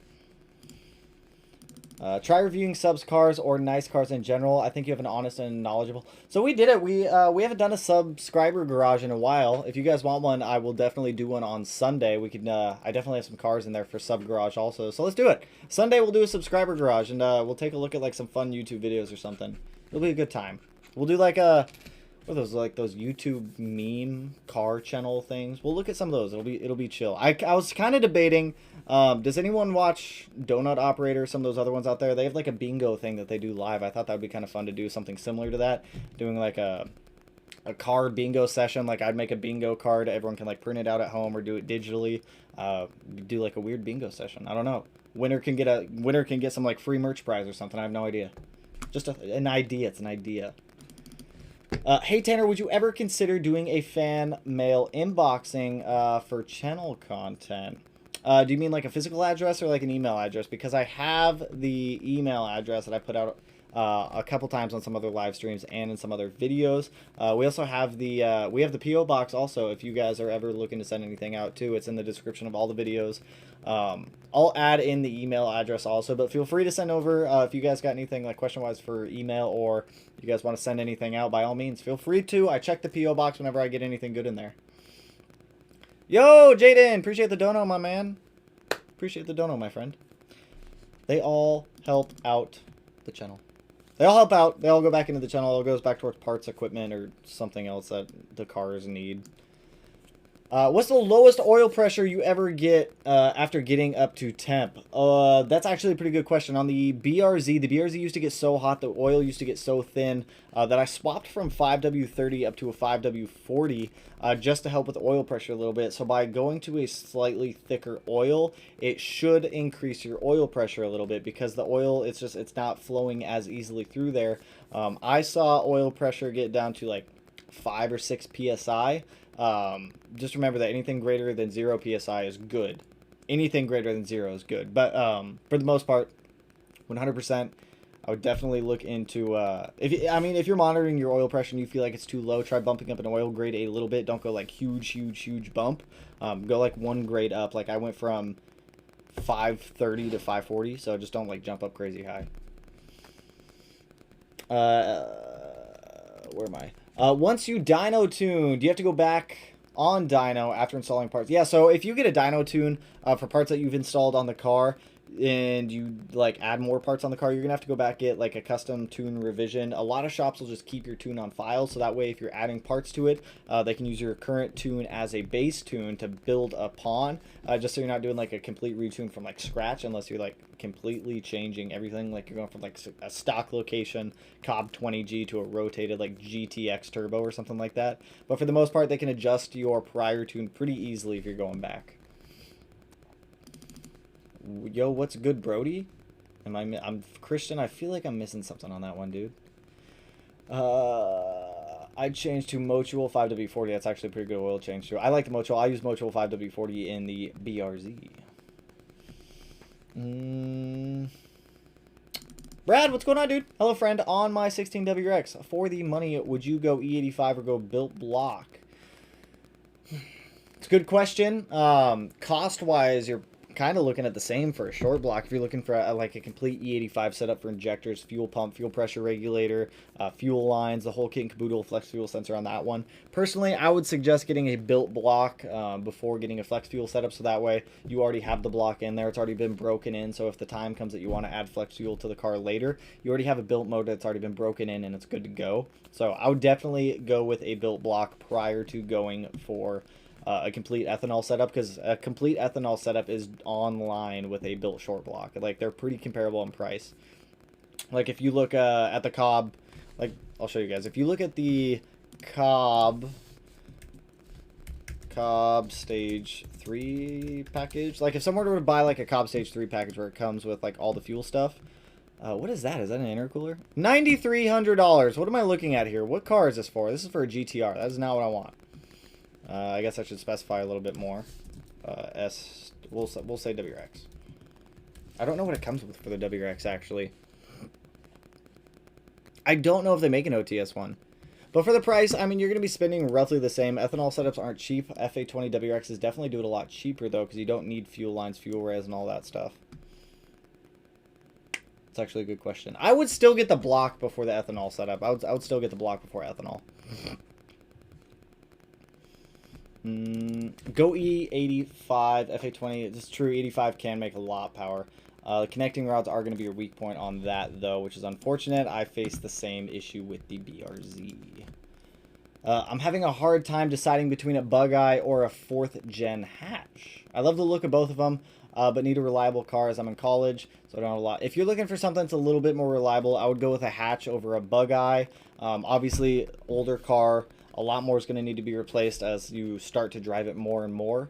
At least with the hatch, it's going to be a little newer, so that way you're not going to be having to swap out like bushings, wheel bearings, like all these other things that might be going bad. So I would definitely get the newer like hatchback versus like a bug eye. I love bug eyes. I'd love to have another bug eye. They're like, the bug eye is the cutest one they've made. Personal preference on that one, but I would definitely get something a little bit newer in that aspect. Hey Tanner, I just picked up a 2012 WX hatch this weekend and found your channel. Hey, congrats on the car, my dude. I miss my old hatchbacks. I miss all my old hatchbacks. I used to have I had 3 of them. I've had 3 of them before. They're awesome cars. I just love hatches. But congrats on the car, man. Where creepy people adding him on Facebook? Are you talking about me? Talking about me on Facebook? Like I said, I typically keep Facebook for like friends, family, personal stuff. Instagram's kind of where I open it up a little bit more, and just for like questions, follows, that kind of stuff like that. But for the most part, Facebook I do keep pretty personal. If you guys shoot me DMs on Facebook, I don't typically check my Facebook Messenger unless you guys like specifically ask me to, or you like have a dire question that needs answering. Also, keep in mind that it does take me some time to get back to some of those messages too. I'm either always working, doing something, or something's always going on, so I'm not always on my phone digging through messages and things like that. He lives like 20 minutes from me. I'd like to go on a drive with him at some point and maybe even a car review done. That'd actually be kind of fun. That would actually be kind of fun. Connor, I'll check my DMs after this, dude. Dealing with lawyers and insurance is going to take a long time, unfortunately. Thankful my health is 100%, though. Well, that is good. Hopefully they give you like a decent insurance payout for that bug eye, too, so that, or for that blob eye, so that way you can at least get something within the realm of reliable and fun to drive still. What is a good fuel pump and easy to install in the BRZ FRS? Supercharged, thank you. I totally didn't make a video on this because I got so pissed off when I was installing a fuel pump on my BRZ. I'm pretty sure it's a Toyota designed like fuel pump like cover, because if you're ever going into your fuel tank to swap out your fuel pump, there's typically a cover with 4 screws and you just take off the screws and it pops off. On the BRZ, they use like this weird goopy sealant and it gets absolutely everywhere in your car. But a good like drop-in fuel pump, you should be just fine with a DW65C, depending on how much power you're making. I'm guessing you're on stock block. Being supercharged, I'm not entirely sure though, but the DW65C should get you pretty far. If you're looking for more fuel, than a DW300C drop-in pump would be a solid option. I run the DW65C, no issues with it at all, and it supports the turbo setup just fine. I got my short block replaced from Subaru on my 16 STI. I'm thinking to go with a rotated turbo kit for later upgrade. Should I sell my short block and get an IAG stage 2? I mean, you can get some decent money out of an OEM block. I sold my OEM long block. I sold my OEM long block for a deal, too. I sold my OEM long block for $2,500. But if you're wanting to get an IAG Stage 2 block, obviously you're going to want to keep your heads. For just a short block, I mean, you could get like a good $1,500 to $1,800 for stock short block with low mileage on it. So, I mean, if that is something you're considering, it's a good way to get a little bit of extra money to pay for that built short block. What's up, my dude? What's up, Jeffrey? Get a GD chassis so you don't have TPMS light. That is true. A little more simple so they don't have as many computers and warning lights. Tips on modding a CVT. Stay below 320 wheel horsepower. That is the best advice I can give you. You go above 320 wheel horsepower on a CVT and they throw fits, and that is just, it's not fun to deal with. A lot of tuners, from what I've seen and read, I haven't had a CVT, so this is just purely based off of what I've researched. They do some programming in the TCM also, so you have your ECU for the engine, you have your TCM for the transmission. So they'll go in, they'll program your TCM a little bit also, so that way it does coincide with the engine a little bit better, but that can only get you so far. I have a 3-inch downpipe to stock SPT exhaust. Do I need to wait to get E-tuned for after the catback arrives? It's out of stock until mid-December, so I have a 3-inch... So if you have a downpipe on the car, you should at least have an OTS tune on there. For a catback, you don't need a tune. For a downpipe, you need a tune. So when the catback comes in, you don't need to change anything in your tune. But if you're running a turbo back or just a downpipe, you're gonna have to have some altercation to your tune, or you're gonna be needing to run at least a stage 2 OTS tune. Anyone have experience with the Subi Depot? Subi Depot. Exhaust products. I've never heard of Subi Depot. Subi Depot. Subi Depot. Totally every single time. Interesting. I mean, it looks like some quality stuff. It's mainly sold on like Import Image Racing, so it makes me think it's like I'm pretty sure this is like an Import Image Racing brand. I have absolutely no experience with this brand at all. I have never used or ran this exhaust in the past, but it looks like it's primarily Import Image Racing. So I don't. If anyone does have any experience with it, let's give Jeffrey some help, because personally I have no idea. I haven't used it before. I found an 05 WRX with 150k miles, had timing belt done at 110k. I think it'd be a good idea if I get it inspected by the local Subi dealer. Yeah, getting an inspection on a car that has higher mileage is definitely a good idea, because first of all, you need to take whatever the dealership tells you with a huge grain of salt, because they're going to tell you that, hey, the car's at 150k miles, we're going to have to swap out this, and this, and that's just going by their own protocol to try and make some money off of you to bring it in for service if you do bring it in that way. So take whatever they tell you with a grain of salt. I would go to like an independent third-party mechanic to inspect the car, so that way you're not getting a little bit of bias from a service advisor or from a tech at Subaru itself. But an inspection would be a pretty good idea to get on that one, especially if you're newer to Subarus or newer to like getting into the car scene, you don't quite know what you're looking for. Definitely a good idea to have someone who's like messed with the cars or looked over cars a lot before, just to take a peek at it. How much of a pain is it to fix a Speedo if you get a different sized wheel? What do you like if you're bumping up from a 17-inch to an 18-inch? Or like you're bumping a tire size, so you're changing the overall diameter and it's throwing off your Speedo? I've heard of people recalibrating speedometers a little bit. I don't know the process in it. I've never had mine like stray off very much. I mean, I only typically go one wheel size up in wheel sizes, and that's only if it's a 17-inch wheel.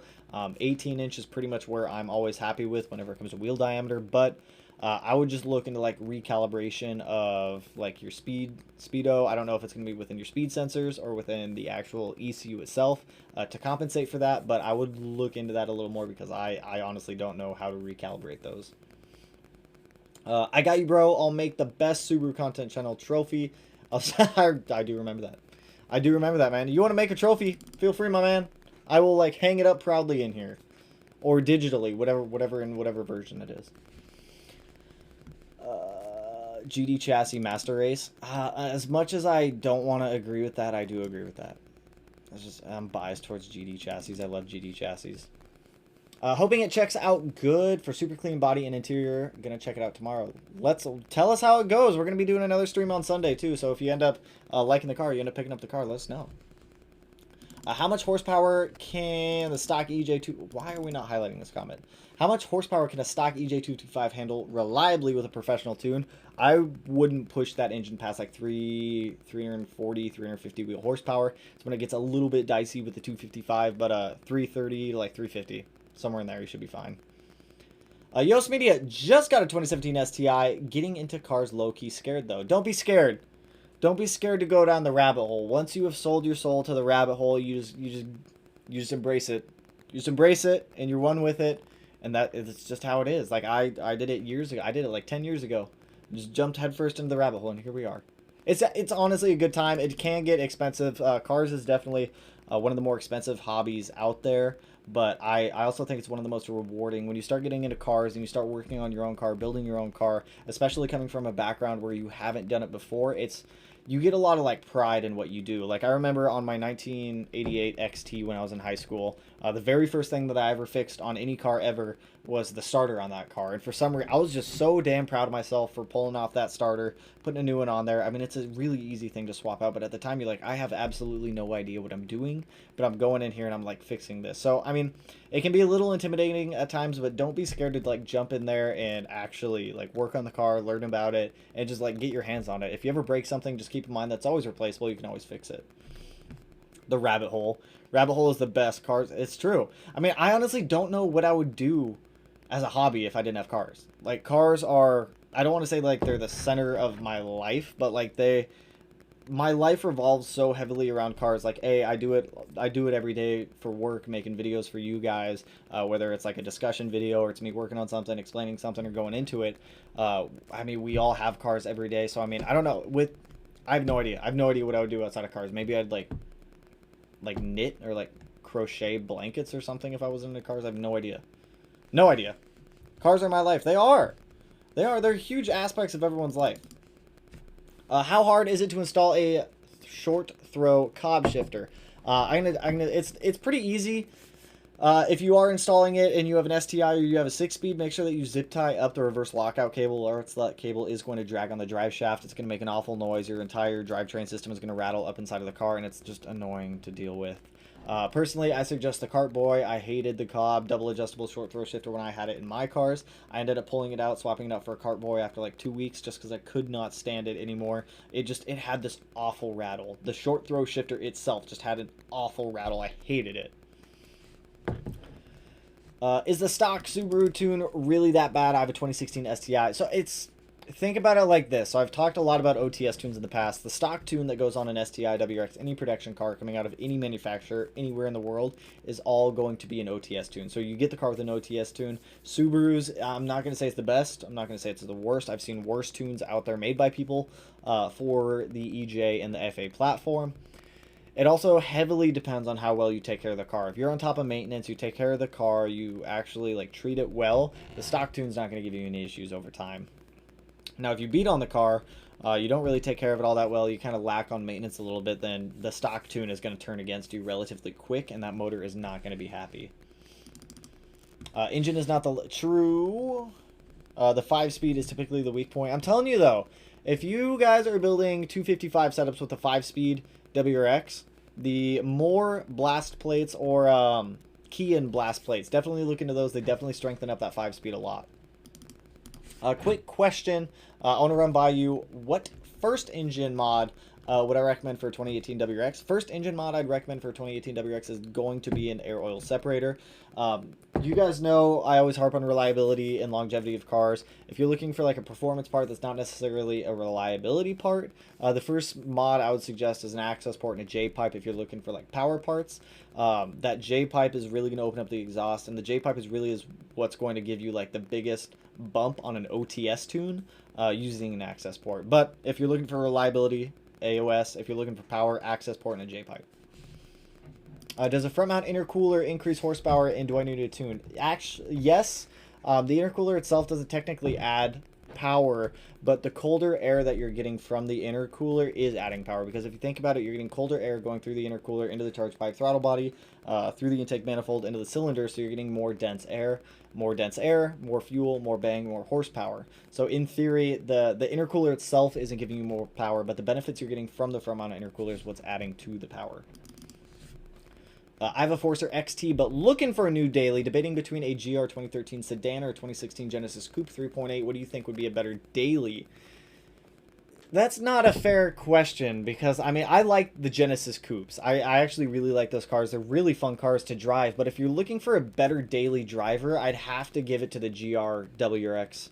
The 2013, it's a sedan, you have more room, you have the ability to have more passengers in the car. So if you're looking for a better daily driver, I think the WRX has more better daily aspects of it. But also, I'm not going to say no to a 2016 Genesis Coupe, because those are also very fun cars. I have a 2011 STI, and I'm picking up 18x10 plus 40 TE37s. Should they fit just fine? That's going to depend on tire size. I've seen, and suspension setup. I've seen people run far more aggressive wheels on their car on stock body. It all depends on tire size. As for 18x10 plus 40, you're going to be... You'll probably have a little bit of poke. Probably shouldn't be that bad. Your offset's pretty high up there, so I wouldn't worry about it sticking out too much. TE37s are relatively conservative when it comes to like face of the wheel poking out like crazy far. So you should be totally fine on those ones. Oh, I jumped in the chat. Oh, I'm catching up on comments. Woo! So definitely access port than AOS. What do I think of the Rowan titanium exhaust for the STI? Thanks, Tanner. So I've actually seen the Rowan a couple times in person, and it's actually a pretty good sounding exhaust. Personally, I don't think I'd buy one. I'm just like super what is the word? I'm super, I don't want to say fanboy, brand whore. I guess I'm a brand whore because there's specific brands that I just always stick to. But the Rowan is actually a pretty good exhaust if you are considering it. Definitely scoop one up if you want. What are my opinions on the Mazda Speed 3? The Mazda Speed 3 is actually a pretty cool car. I looked at a Mazda Speed 3 a couple years ago. I drove one, but I'm not a huge fan of front-wheel drive, unfortunately. That's kind of what turned me away from the car. I remember a couple years back driving my buddy's Focus ST. It was on nitrous, made way too much power for what that car was, and I remember the torque steer in that thing it just made me not like front-wheel drive cars. Could have been just because one of the intermediate shafts. Not all intermediate shafts are the same for front-wheel drive cars, so maybe that could have been the issue with it. But I actually really like the Mazda Speed 3. I just wish it wasn't front-wheel drive. I like how the Mazda 6 is all-wheel drive. I wish they kind of incorporated the two because I like the hatchback and I like the styling of the Mazda 3. I just kind of wish the drivetrain was a little bit different. At least here in Arizona. Oh, I totally missed that. You guys are just having your own combo down there. Yep, I heard about that. Both are very first good mods. You guys are just kicking it. I miss gapping Mazda Speed 3s in my WRX. There's some pretty quick Speed 3s up here. Like there's one of them it drags a lot of cars. I have no idea how much power it makes. I remember I played with it a couple years ago and that thing just gone. Just took off on me. Hey homie, my short block is brand new, literally from Japan, and driven it for less than 1K miles. Would I still ask for $800 out of it? If it's literally brand new, I feel like 800 is pretty fair. I don't know what motor it is though. It kind of depends on the motor that you're trying to sell. I don't know, to be honest. To give you like a clear answer, I don't know what the motor is on that one. Oxygen cars and there's oxygen cars and food. I was like, oxygen cars. I was like, what is an oxygen car? Rabbit Hole is the best car. See, that's what I'm saying. I'm getting Stage 3 Flex Fuel E-Tune with my new quad. Ooh, that sounds like it'll be fun. Follow up with the power numbers on that one because I'm curious to see how the E-Tune goes. Well, you're not going to have power numbers from an E-Tune, but follow up with how the car feels after it's tuned. What's my opinion on running Costco gas on a Subaru? So, for those, I've touched on this a little bit before. Prior to doing YouTube stuff, I used to work in the petroleum industry with cleaning products as a product manager doing that. And there's a lot of stuff I learned about like fuel. Costco uses Shell's gas. It's Shell gas at Costco, so it's pretty good fuel. Costco does put their own additives into the fuel, but for the most part, Costco gas is just Shell gas with a slightly different additive blend in it. So Costco, pretty solid gas. Hell yeah, Cobb 20G! Hopefully in the next year or so I'll have a build EJ257. I'm going to do a D-stroked build, looking at 375. Why a D-stroke build? I'm very curious. Very curious, Connor. Let me know. Why D-stroke? I feel like we talked about this for some reason. I don't know why, but I feel like we talked about it. How does Valet mode tune work? My 07WRX is Pro tuned. I need to get it from my tuner. Does the access port have something? Yeah, so all you do is you go into your access port, you go to flash map or reflash map, you select the Valet mode, and it limits the car to like 3,000 or 4,000 RPM, whatever your tuner sets it to, and it limits it at a certain PSI interval, so that way it can't go above X amount of power. Typically, it's just so that valets and other people you're giving your car to don't completely like romp on your car when you don't want them to. So Valet mode is actually a pretty good option to have. I've used mine in the past multiple times. My first and second gears don't feel as smooth as my other gears, 3 through 6 of my 18 STI. Would you know why? As said, change the gear oil if you haven't already. I highly suggest the Motul 7590. That's what I use in the BRZ and the STI. Both of them are solid. Both the transmissions are solid. But you can also stiffen things up, swap out some bushings, tighten everything up, and it does help a little bit. That's kind of how mine felt when I first had my 17, as that first and second. They just felt a little sloppier than the rest of the gear sets, but as soon as I went in there, I started swapping out bushings, mounts, gear oil. It definitely helped tighten it up. My grandpa is the whole reason I'm interested in cars. As a kid, I always followed him around. That's awesome. That's awesome. Like cars are a good way to bring people together. It's also a good way to make people hate each other too. Like I don't know, there's like stupid rivalries in the car scene that I've just never understood. It's what it is. Have I ever messed around with a flat foot shifting in the STI? No, I'm terrified to try flat foot shifting because I feel like I'm going to break something. We have flat foot shifting in the BRZ, so if that's something you guys are curious on learning and seeing, I will do some more research into flat foot shifting and we can go test it out on the BRZ and see how it goes. You're good with that? Okay, that is for the TE37. Recommended crackle tune on the Subaru. Yes and no. Yes and no. So I mean, the way some crackle tunes work is they dump excess fuel into the cylinders. You can potentially risk washing your cylinder walls, getting a little more fuel into the oil and denaturing your fuel a little bit, causing oil life to decrease. If you have a catalytic converter, you can definitely blow out your cats. You're going to see decreased fuel mileage using it also, but some of them are safe to use. I did learn a little bit more about them over the past couple days, just because for some reason I went down the rabbit hole and started reading things. But depending on on how it's done and how the tuner sets it up, it can be safe. But I mean, if you like it, by all means, do it. Is it when you shift without lifting off the throttle? Yeah. So your throttle's always at 100% and you're shifting, flat foot shifting. It terrifies me. It is absolutely terrifying. I jumped in the chat again. How dare I? Never tried it. Is it safe to do? I don't know. I've never tried it either. So I'm gonna look a little bit into flat foot shifting a little bit more, and we'll see how it goes. I'll go give it a test roll, and if I break something, then I break something. Wait, what's the best gas station to use in your opinion? In my opinion, I mean, I'm fine using... Normally, I use, like, Fred Meyer gas, which is, like, Kroger. If you guys have any Kroger type of fuel stations around you, typically I go to Kroger. The gas is pretty good. I haven't had any issues with it, and it's typically the cheapest.